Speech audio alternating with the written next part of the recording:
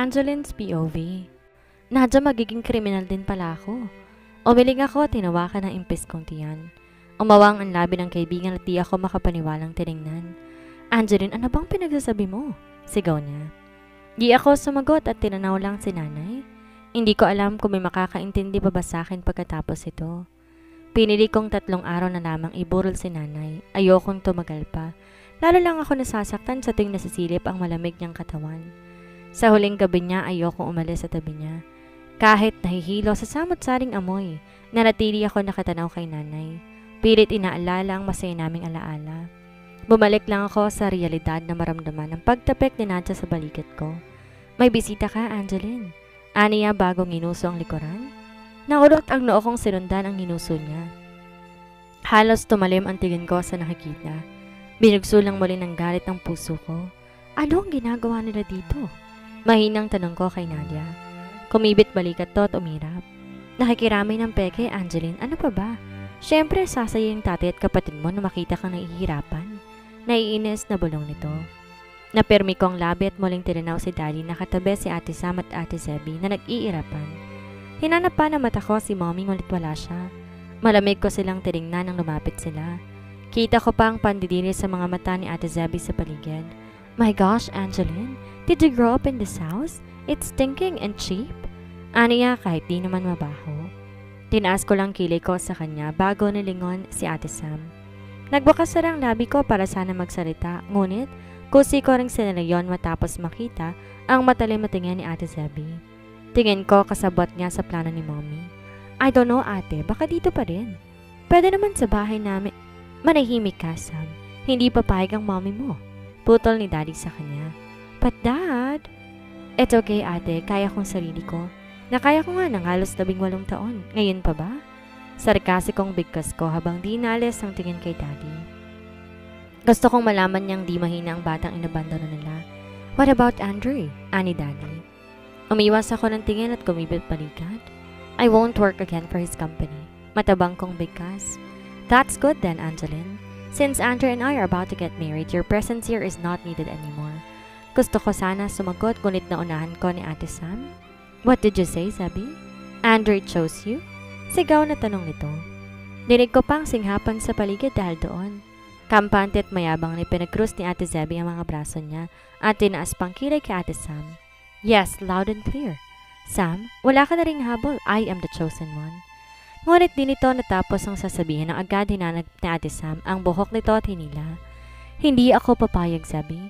Alam kong hindi mo siya gusto at malabang maging masaya siya sa piling mo. Akin si Andre.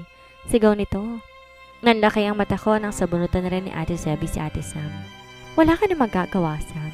Actually, may date kami ngayon. Balik na sigaw nito. Hindi ako papayag. Malakas sa sigaw ni Ate Sam bago sinabunutan si Ate Zebby. Nangunot ang noo ko na mag-away na talaga silang dalawa doon. Pilit pa silang pinaghihiwalay ni Daddy ngunit hindi niya magawa. Walang ibang gustong lumapit sa mga kapitbahay para tumulong sa takot na madamay. Humalukip-kip ako tinagip ang babasaging baso. Malakas ko yung binasag sa tapat nila sa kanilang kinagulat at kinatigil. Lahat sila'y malamig kong tiningnan. Burol to ng nanay ko kaya konting respeto naman. Hindi to fighting ground para dyan sa lalaking pinagtatalunan ninyo. Umawang ang labi nila ngunit wala akong pakialam. Nilingon ko pa si Daddy na nagkangalit ang mga mata. Please lang po, hindi ko kayo kailangan dito. Umalis na kayo't pakibitbit na rin yan 2 basura ninyo. Malamig kong bigkas. Dinig ko ang maktol na ate at balak na pagsugod sa akin, ngunit pinigilan sila ng Daddy. I'm sorry for the commotion, Angeline. My condolences and may you succeed in life. Please take good care of yourself. Mahinang bigkas si Daddy bago hinila sila ate paalis. Di ko alam ngunit kusang pumatak ang luha ko dahil doon. For the first time in my life, naramdaman kong may pakialam sa akin ang ama ko, kahit alam kong casual lang to. Humikbi ako at napahawak sa upuan. Naramdaman ko ang yakap ni Nadia mula sa gilid ko kung kaya lalo ko naging emosyonal. See the man who made me, Nadia? Kunwari may pakialam sa akin, ngunit bakit gusto kong yumakap sa ama ko at sabihin lahat ng nararamdaman ko? Tinapik ni Nadia ang likod ko. Ayos lang yan, Angeline. Malay mo balang araw mayayakap mo rin sila. Malabo yan, Nadia. Malabong malabo. Huminga ako na malalim at umiwalay sa yakap niya. Tinanaw ko pa si nanay at malungkot ng ngumiti. Someday, Nay, I won't crave for their hugs anymore. And I hope someday I won't ask for their love anymore. Mahinang bulong ko. Pinunasan kong luha at balak sanang kumuha ng tubig. Ngunit pagpihit ko paharap siya ring pagkatigil ko. Matipos makita ang bulto ng taong ayoko na sanang makita kahit kailan. Angeline, mahinang bigkas nito. Nangilabot ako at napahawak sa impis kong tiyan. Kita ang pinaghalong simpatya at galit sa magkaibang kulay niyang mga mata. Ang klase ng titig niya nagbigay lamig sa akin, lalo na nang bumaba ang tingin niya sa tiyan ko. Tumikim ako at matapang na sinilubong ang mga tingin nito. "What are you doing here, Andre?" Tanong ko sa malamig na boses. Sa kabilang banda. Gustong manginig ng kamay ko at halos manghina mga tuhod ko. Ayoko rin tingnan ng lalaking nasa harapan ko. Kanina tinangay ko ito sa labas at hindi makaisyoson ang ibang tao. Ngayon naman nakasandal ako sa sasakyan niya at nasa harap ko siya at di ako makapagsimulang magsalita. "Condolence, I don't need your condolence." Malamig kong tugon. Ramdam ko ang malamig niyang titig. Nahagip din ang tingin ko ang galit itong namewang. "Fine, I didn't go here for that." He coldly said as well. "Then what, Andre? Ano? Pababalikin mo ako sa opisina dahil nawalan ako?" "Sorry, but no." Matatag kong bigkas. Nagbago na ang daloy ng isip ko. Kahit na ibalik niya ako bilang fiancé niya, hindi ko pa rin tatanggapin. For what? Para muling sakta ng mga magulang ko? Hindi na. Ayoko na. "No, sweetie, I don't want you in my company. You're inexperienced." Umawang ang labi ko at naramdaman ang pagtusok ng karayom sa puso ko. "I know, because you only want me in bed." Tila kumalat ang pait sa bibig ko matapos sabihin yon. At mas lalo pang pumait ang nararamdaman ko nang mailing ito at mangisin ng sarkasiko. "Not there, sweetie. You are inexperienced in bed too." I was left with no choice, so I grabbed your body and put it in mine. Ngumisi siyang lalo. Lumapit at nalagay ang palad niya sa sakyan sa bandang gilid ng mukha nito. Sa palagay ko, hindi ako makukontento sa mga ilang pagtatagpo sa kama. "And I hope you know where you're heading after this." Dagdag pa nito. Nanlalamig ako at kinilabutan. Wala sa loob na pahawak sa impis kong tiyan habang ang puso ko'y binabalot ng kaba. Ngayon ako nagsisising pumayag pa sa kagustuhan nito. Akala ko higit kahit papaano nagkaroon ako ng importansya dito dahil sa pagbigay-bigay niya ng pagkain, ngunit mali ako. Oo nga pala, tinapos na ni Andre ang engagement. At alam kong sa isang islang kababagsakan ko. Wala na tayo, Andre. You broke off the engagement? Wala ka na rin karapatan sa akin o kahit sa katawan ko pa? Mahinang angil ko, ngunit tinawanan niya lamang ako ng sarkasiko. "Is that so, Angeline?" Naramdaman ko ang kamay niya na naglalakbay sa pangako at ang labi ng bahagyang dumampi doon. "I don't care, Angeline. All I want to do now is to throw you onto that island. I might visit you pero para lang sa pananabik sa katawan." Lalo ko siyang gustong sinampal sa galit ko. Bahagyang tumabingi ang mukha niya at kita ko pa ang pamumula sa mga kanyang pisngi. "Kahit kailan, hindi pa ipapahawak sa iyong katawan ko. Layuan mo ko at magpakasawa ka lang kay Zebby o kay Sam." Inis akong humakbang papalayo upang makawala na at makatuloy na sa loob. Ngunit nahagip niya ang siko ko at halos balutin ako ng kaba matapos makita ang galit sa mga mata nito. "You cannot get away from me, sweetie. I may have to choose between need on your weak decision and poor attitude. Walang isip akong papayag sa gusto mo." Winaksi ko ang kamay niya at muli humakbang, ngunit natigilan din mula sa halakak niya. "Well, sweetie, I'm not asking for a decision. I will decide for myself what to do with you. If I want you out, you're out. If I want you, then I want you," he whispered dangerously. Halos matigilan ako dahil doon. Hindi ko gusto ang sinabi niya at mas lalong hindi ko gustong nakikitang galit niya. Gusto kong yakapin ang sarili at tumakbo, ngunit hindi ko magawa dahil isang hablot na nga lamang ay alam ko nasa iisang bagsak lamang ako. "Yun na muna sa ngayon, Angeline. I hope you know how to pack your things." Paalala pa niya. Nangatal ang labi ko nang gawaran nito yon ng mabilis na hagkan bago ko iniwan na nakatulala. Hindi na ako makakahakbang. Kahit nang makaalis ang sasakyan nito ay nangihina na lamang akong napaupo sa kalsada. "Angeline, babae ka. Bakit ka nakaupo dyan?" Sinadya na halos takbuhin ang kinaroroonan ko. Basta ko nalang niyakap ang tiyan ko at natakot para sa buhay na nasa sinapupunan ko. "Tara na, Bumalik na tayo sa loob at doon ka na magpahinga. Mahinahong bigkas ni Nadia. Mamaliit akong tumango. Tinulungan niya akong tumayo hanggang sa makabalik sa loob.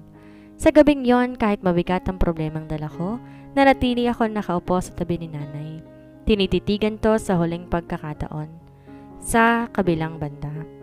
Kinaumagahan, hilo pa ako at galing sa pagsusuka bago umalis para sa libing. Mahigpit ang kapit ni Nadia sa akin habang parehong walang ampat ang luha sa aming mga mata. Ni hindi ko nga magawang magsalita.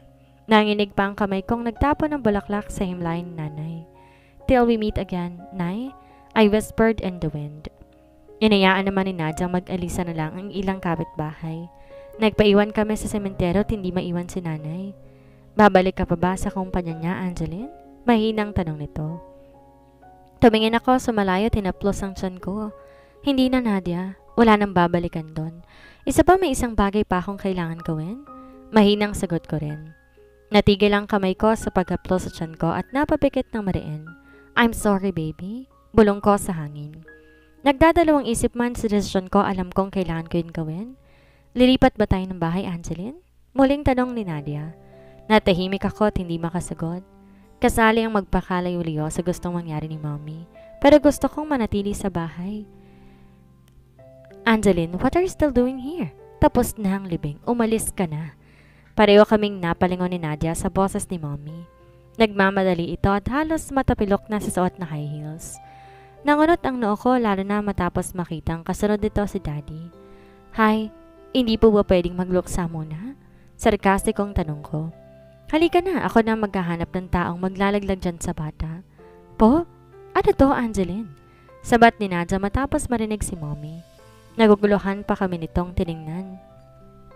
Angeline, papalitan kong apelido mo. Hayaan mo lang si Sam na mapalapit kay Andre. Segunda ni Daddy.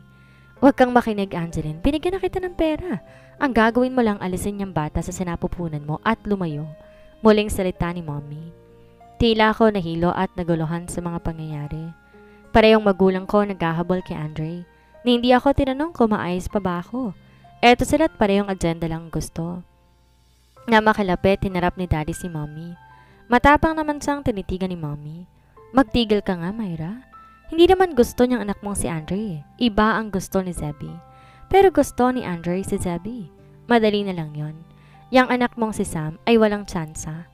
Turuan mo kasi kung paano humarot. Laban ni Mommy. Kita ko sumiglab ang galit sa mga mata niyon. Ni Daddy ngunit hindi nagpatinag si Mommy. Akala mo ba masisindak mo ako, Raymond? Hindi na. Sa dami ng lalaki, bakit sa'yo ko naisipan ng mga liwa? Hinanakit pa ni Mommy. Kita kong umigteng ang panga ni Daddy at mas galit na tinitigan ng asawa. Yan din ang tanong ko, Myra. Maganda ka lang pero basurang ugali mo. Balik ni Daddy.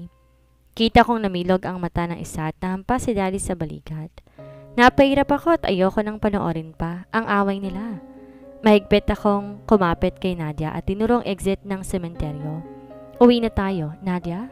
Mahinang bulong ko upang hindi marinig ng mga ito na umaalis na kami. Humagikik to ngunit humakbang na rin. Ang cute pala mag-away ng Mommy at Daddy mo, feeling teenager? Komento nito. Nailing ako at muling sinulya pa ng mga magulang ko na nag-aaway pa rin. Napangiti ako na mapakla. Mas mabuti pa nga yatang hindi nag-cross ang landas nila noon para hindi lang ako ang nabuo. Simula bata hanggang ngayon, gusto pa rin nila ako itapon. Pumara kami ng taxi at nagpahatid sa bahay. Pareho pa kaming nanatiling nakaupo ni Nadia sa lumang sofa, tahimik na inaalala si nanay. Sabay pa kaming napabuntong hininga, ngunit parehong nagulat sa pag-iingay ng telepono ko. Sino namang tatawag sa iyo, Angeline? Di ko siya sinagot at tinitigan lang ang numero ni Andre sa screen. Hinayaan ko yun hanggang sa mapunta sa missed call, ngunit may mensahe ring dumating pagkatapos nun. Pack your things. I will fetch you there and send you now to the island. Be ready. Namilog ang mata ko at napatayo. Binalot ng kaba at takot. Kailanman hindi ko gugustuhin bumagsak ang isang isla. Baka mamaya hindi ako balikan doon at doon na ako mabawian ng buhay. Naalarma ako at nataranta. Nagmamadali pa akong pumunta ng kwarto at hinanap ang backpack ko. Angeline, bakit? Aalis ka? Ani Nadia na nataranta na rin. Tumigil ako at hinarap ito. Aalis tayo, Nadia. Mag-impake ka na rin. Aalis tayo kagaya ng gusto ni mommy? Ayokong sabihin na ipapatapon na rin ako sa isla dahil alam kong lalabanan nito si Andre. Ayoko mapahamak ang nag-iisang kaibigan ko kung kaya't mas mabuting sundin si mommy. Umawang ang labi nito. Ipapalaglag mo ang baby mo? Nangihinang tanong nito sabay sulyap sa sinapupunan ko. Bakit, Angeline? Bakit mo ipapalaglag ang baby mo? Ha? Ano, Nadia? Naguguluhan ko siyang nilingon dahil sa tanong nito.